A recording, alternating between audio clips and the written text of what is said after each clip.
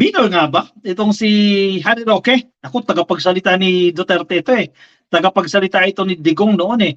Bitter ba ito sa administrasyon ni Pangulong Bongbong Marcos? Bakit parang bitter? Yan ang basa natin dito ka-coffee. No? Parang hindi masaya itong si Harry Roque sa administrasyon ni Pangulong Bongbong Marcos. Bagamat malinaw naman yan, very close yan kay Vice President Sara Duterte at sa mga Dutertes. So alam niyo naman, si galot yan ng mga Marcos at Dutertes, expected natin na kakampi itong si Harry Roque dito kay Duterte. Tablahin na si Pinsan, no? Yung nasa balita ng politico.com yan. Tablahin na si Pinsan, Harry Roque urges Marcos Romualdez as House Speaker. Gusto ni Harry Roque, tanggalin itong si Romualdez, palitan yan. Kasi very strong si Romualdez eh. Diyan sa House of Representatives eh. Ginagalang siya ng mga mambabatas eh. Very solid itong Congress eh. At humaharap ito. Diba? I-imagine mo naman, kaya nilang salungatin ng dating presidente, si Digong. Diba? Nagkaroon ito ng unified statements against the Duterte. Ibig sabihin, strong, matibay itong si Romualdez at close ito kay Pangulong Bongbong Marcos. So baka, hindi sila makaporma kay PBBM dahil nandiyan si Romualdez. Diba? Assuming ha, na protector o nagpoprotekta itong si Romualdez kay PBBM at yung mga masasamang espiritu na gusto makapasok kay PBBM nahaharang. Hindi kaya ganyan yan? Kaya nagagalit sila kay Romualdez? Kaya gusto nila itumba o alisin ka-coffee itong House Speaker? Yan ba yan? Yan ba ang dahilan? Yan ba ang intention nila? Bakit gusto nilang alisin si Romualdez? President Ferdinand Marcos Jr. should replace his cousin. Palitan mo daw po yung iyong pinsan, Ferdinand Martin Romualdez, as Speaker of the House of Representatives to heal the rift with the Dutertes. Former presidential spokesperson Harry Roque said. Agree ba kayo dyan, ka-coffee? Gusto ni Harry Roque na tanggalin itong si Romualdez para daw po maayos itong disagreement, itong kung anong termo man yan, itong away sa pagitan ng mga Marcos at sa pagitan ng mga Dutertes, para maalis daw po itong mga away na to, tanggalin daw si Romualdez. Yan ang kondisyones dito ni Harry Roque. In a February 3 column dyan po sa Philippine Star, Roque advised Marcos. Credible ba siya mag-advise kay PBBM? Kasi sino magbe-benefit sa kanyang advice? Diba, inakanitong side ba siya? Nasa mga Duterte siya. So baka mahulog sa patibong si PBBM dyan. Roque advised Marcos to order Romualdez and his allies in the House to stop the signature campaign for the charter change. Bago sabihin ni Harry Roque ito, inutos na ni PBBM yan. Malinaw ka-coffee. Bago siya pumunta ng Vietnam, inutos na po ni PBBM yan. No less than the President's sister, Senator Amy Marcos, had tagged Romualdez as the mastermind of the People's Initiative, supposedly offering at least 20 million per congressional district for the collection of voter signatures. May sagot na dyan, malinaw ang inyong ebidensya, you have the resources to hire lawyers, mag-file kayo ng kaso. Kasuhan si Romualdez at pag may nilabag siya dyan, I don't think covered naman ito ng immunity sa pagiging House Speaker, ditanggalin, o makasuhan, may criminal liability siya, etc. Diba? Mahirap kasi yung chismis, parang kung marites lang kay Amy Marcos yun. Diba? Di kasuhan nyo, maglaban kayo sa korte, bahala na kayo dyan, pare-paras kayo may mga abogado, maglaban-laban kayo dyan. I appeal to the President to replace the current Speaker with a more mature, ini-insulto ni Harry Roque dito sa Romualdez more mature, seasoned statesman. Ano ba ibig sabihin ng statesman? Ang palamura, ang babaero, statesman ba yon? Ang naninira sa presidente at nag-aakusa, statement ba yon? Anong gusto mo dito? Ang ipalit, mala Duterte style, gano'n ba yon? Former President Rodrigo Duterte's ex-spokesperson said Marcos's relationship with Vice President Sara Duterte will also improve if he formal issues an order preventing all executive agencies from cooperating with representatives from the International Criminal Court. So, bigat na itong kondisyon ni Harry Roque. Ano ba ito? Takot din sa ICC? Ganun ba yun? Kasi di ba ang hearsays, again, mga hearsays ito, na mukhang negatibo po sa mga Duterte ang naging resulta itong investigasyon ng ICC. Dahil medyo ilang taon naka-coffee investigasyon na yan eh. At anytime daw, maglalabas na ito ng resulta. So, ang kondisyon dito ni Harry Roque, ang gusto niya, proposal niya lang naman ito ka-coffee, para maayos daw po itong away, ay mag-issue ito ng order na pinagbabawalan ng mga executive agencies, halimbawa DOJ, DILG, kung ano man yan, na mag-cooperate sa mga representative po ng ICC. Yan yung kanyang kondisyones dyan. The former president is under investigation by the ICC for supposedly committing crime against humanity in connection with his administration's war on drugs. Grabe yung mga condition dito. Medyo marami naman itong condition ni Harry Roque. Frankly, one reason why the Duterte family is raising hell is because of a statement from Justice Secretary Boying Rimulya that his department is open to cooperation with the court. Ayun, yun pala sila nawiwindang ka-coffee, no, dahil sa sinabi na to ni Rimulya. The presidential issuance would serve as evidence that the Philippine government does not recognize the ICC's jurisdiction over crimes against humanity of murder committed in Philippine territory. Paano ba yan? Pwede ba yan na i-file dito sa korte sa Pilipinas para less issue, less problem? Possible. Di ba? Bigyan ng technical support ang mga allegedly biktima dito sa Pilipinas. I-file sa Philippine court at nang madinig yan. Kasi as of the moment, malinaw po kay PBBM, walang jurisdiction ng ICC, pero nawiwindang sila dito. Ang kampo nila Harry Roque, nawiwindang sila dito sa potential cooperation ng DOJ sa ICC.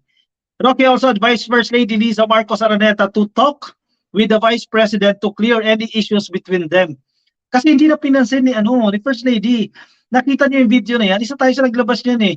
Kasi nakikinig tayo ng departure speech ng Presidente.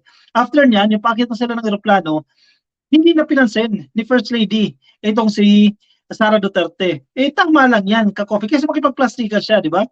Napakatindi ng allegation sa asawa mo, hindi papansinin mo pa, makikipagplastikan pa. Hindi plastic si First Lady dyan, hindi siya pinansin. At ngayon, nakikiusap itong si Roque. Nakausapin daw po ni First Lady si Vice President Sara Duterte para malinaw daw po itong mga issue. Para saan? She must keep in mind that Sara received an overwhelming mandate from the people in 2022. Giving respect to the VP is respecting the 32 million Filipinos who voted her into power. Oh, tika. Inconsistent ito ah. Gusto niya i-respeto si Vice President Sara Duterte dahil pag-respeto daw po ito sa 32 million Filipinos. Ibig sabihin, that argument applies also to PBBM. I-respeto niyo rin si PBBM dahil pag-respeto rin po yan sa 31 million Filipinos na bumoto sa kanya. Diba? Kung yan ang gusto niyo gawin, gawin niyo rin. Parang hindi lang pwede mag-apply kay VP Sara yan. Dapat mag-apply din yan kay PBBM. She must keep in mind that Sara, si First Lady sinasabihan niya dito ha, she must keep in mind that Sara received an overwhelming mandate from the people in 2022. Giving respect to the VP is respecting the 32 million Filipinos who voted her into office. Baliktarin natin yan. You must keep in mind, or the Dutertes must keep in mind that President Bongbong Marcos received an overwhelming mandate from the people in 2022. Binabaliktad lang natin ha. Giving respect to the President is respecting the 31 million Filipinos who voted him into power. Baliktarin lang natin yung sitwasyon, di ba? Gusto niyo i-respeto si VP dahil binoto siya ng 32 million. Ganoon din po, i-respeto niyo si PBBM, di ba? Kasi kung mismo ang puno, ang mga Duterte, ang tatay, ang anak, ang mga kapatid, hindi nila respeto si PBBM, eh hindi na siya respeto ng mga fans niyo. Di ba, ng mga fans ng Duterte? Unfair yan, ka-coffee, no? Di ba? Gusto niya respeto si VP Sara kasi pag respeto sa 32 million, respeto niya si PBBM bilang pagrespeto din sa 31 million. Binaliktad lang natin. Idol JDB, nakikinig sa atin. Hello sa inyo, Idol. Patapos na tayo, sir. Thank you. At humabol po kayo sa ating live stream. Ito, sir, napakagaling magbigay ng komentary ito eh.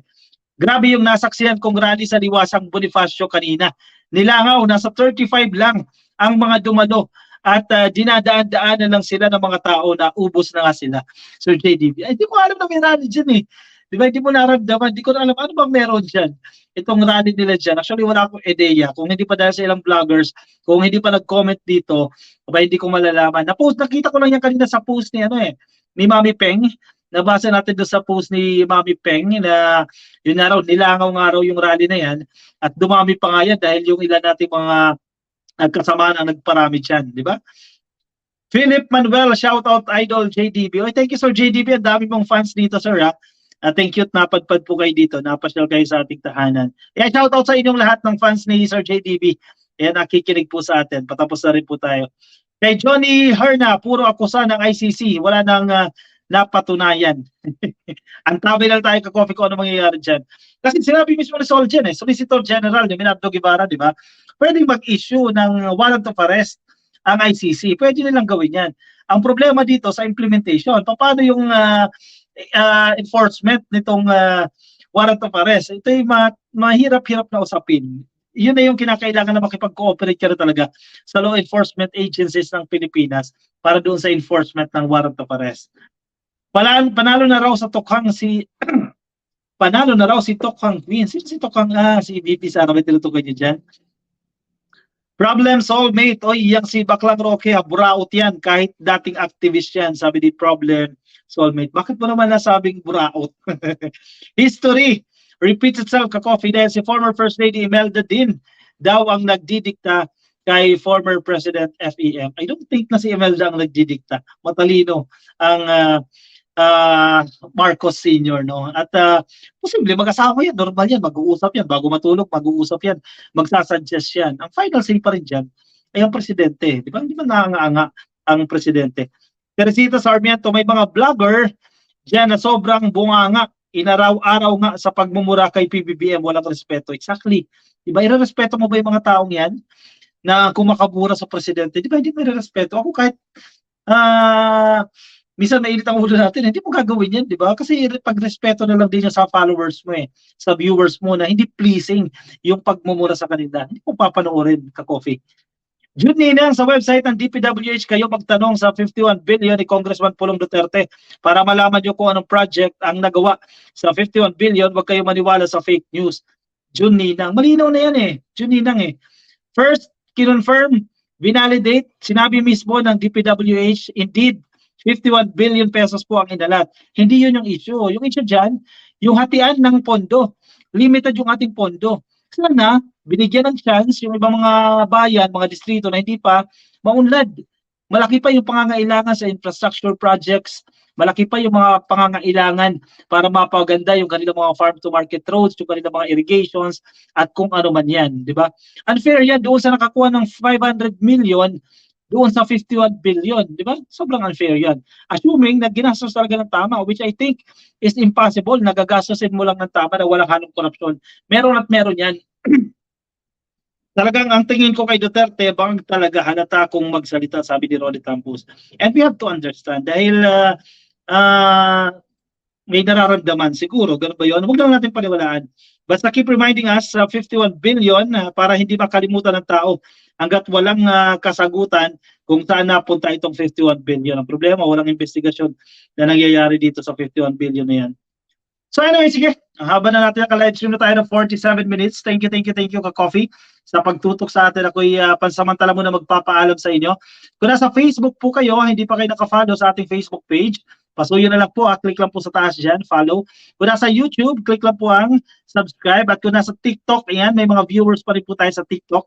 Happy viewing po sa inyo, click lang po ang follow or subscribe dyan sa TikTok. Alright, sige. Maraming salamat po sa pagsama sa akin. Ingat kayo, ka-coffee, nasaan man po kayong panig ng daigdig. Bye-bye po. See you tomorrow, Sunday, ka-coffee. Bye-bye. Enjoy your Saturday. Bye-bye, everyone. Good night.